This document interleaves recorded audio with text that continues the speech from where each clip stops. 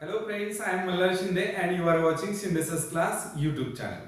Let's learn English grammar, and today's video is about of course grammar, and it is case. Case means vibhakti. Case means vibhakti. You know, and also you learn from Marathi grammar there are some vibhaktis, means some cases. Now friends, what is mean by vibhakti? What is mean by case? A word, let's learn from the definition. A word that shows the relation of noun and pronoun with verb or other words in the sentence is called case. Means friend, असा शब्द जो की relation दाखवतो कोणाचे, वर्बचे आणि बाकीच्या शब्दांचे, कोणाशी, नाउन अँड प्रोनाउनशी, किंवा नाउन अँड प्रोनाउनचे relation verb and other words in the sentence दाखवतो, अशा शब्दाला, अशा विकारी शब्दालाच आपण केस मीन्स विभक्ती असे म्हणतो. A word that shows the relation of noun and pronoun with verb or other words in the sentence is called case. Now friends, kinds of cases means vibhaktinche prakar. Now there are 6 kinds of cases in English, and let's learn. First is nominative case. Nominative case means प्रथमा विभक्ती. आता नॉमिनेटिव्ह केस कोणाला म्हणायचं, तर त्याला आपण मराठीत प्रथमा विभक्ती असं म्हणतो. मग प्रथमा विभक्ती काय आहे, तर सब्जेक्ट ऑफ वर्ब इज नॉमिनेटिव्ह केस. जो त्या वर्बचा सब्जेक्ट आहे ना, तोच नॉमिनेटिव्ह केस आहे. Means subject case is nominative. जी कर्त्याची विभक्ती आहे तीच नॉमिनेटिव्ह केस आहे, प्रथमा विभक्ती आहे. For example, Monica reads a book.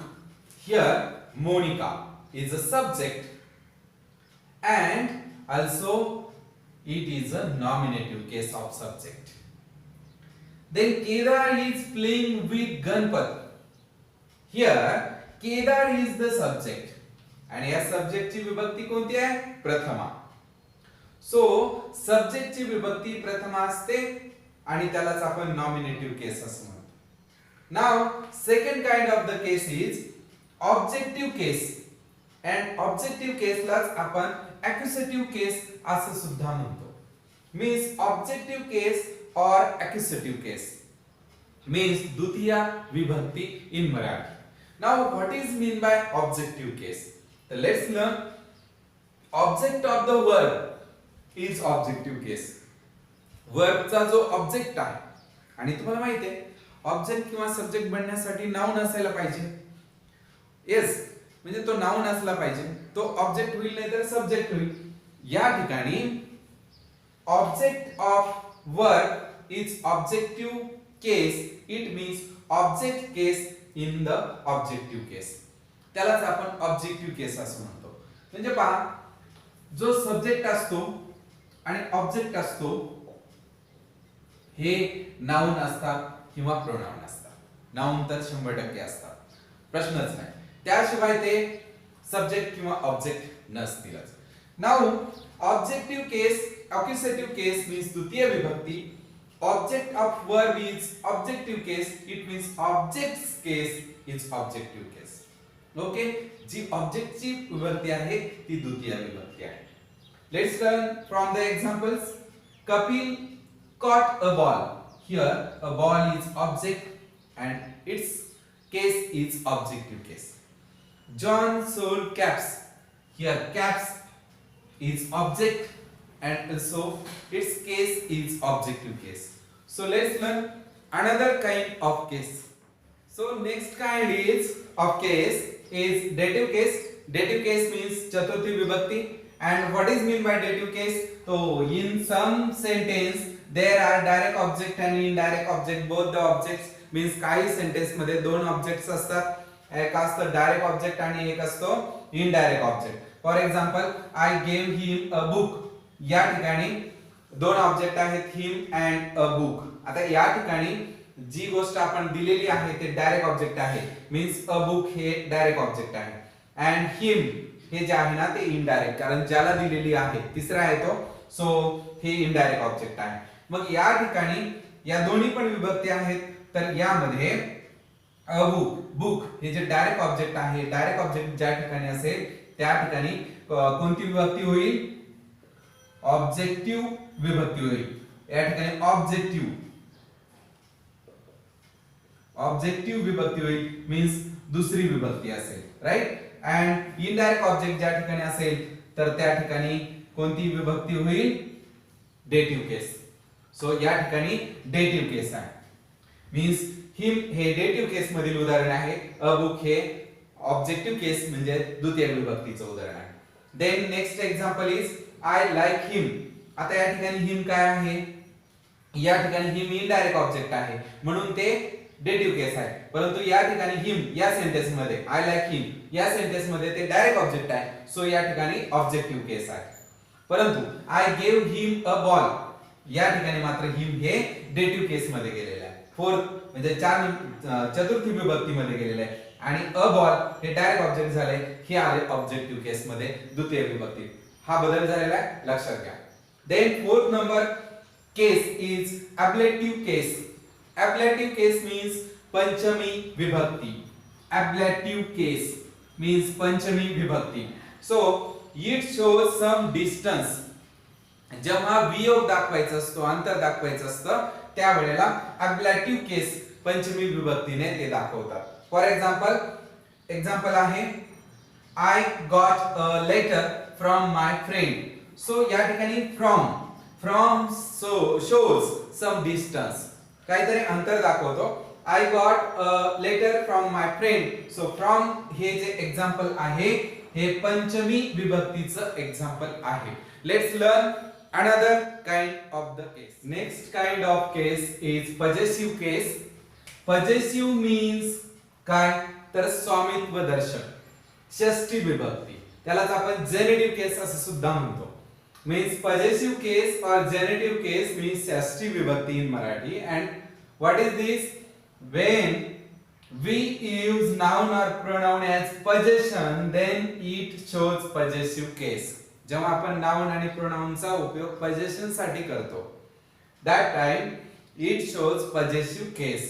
For example Rama's book, मालकी हक्क दाखवलेला आहे, Rama's book. Girls hostel, oxen's horn. So या ठिकाणी पोजेशन आहे ऑफ द नाउन ऑर प्रोनाउनचं, so that's why it is possessive case. Then vocative case. Vocative case means संबोधन विभक्ती. आता ही जी विभक्ती आहे ना ही मराठी प्रमाणेच आहे, मीन्स मराठीमध्ये जसं संबोधन आहे हाक मारण्यासाठी जे आपण संबोधन वापरतो, उपयोग करतो, आता त्याचाच उपयोग या ठिकाणी आहे संबोधन विभक्ती. Mother sed stop it girls. Father sed Krishna come in. So here हाक मारण्यासाठी सब्जेक्ट त्या ठिकाणी यूज करतोय.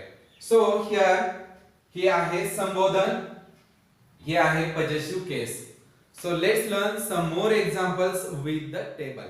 Let's learn cases with the examples and with the use of table and with use of just one word.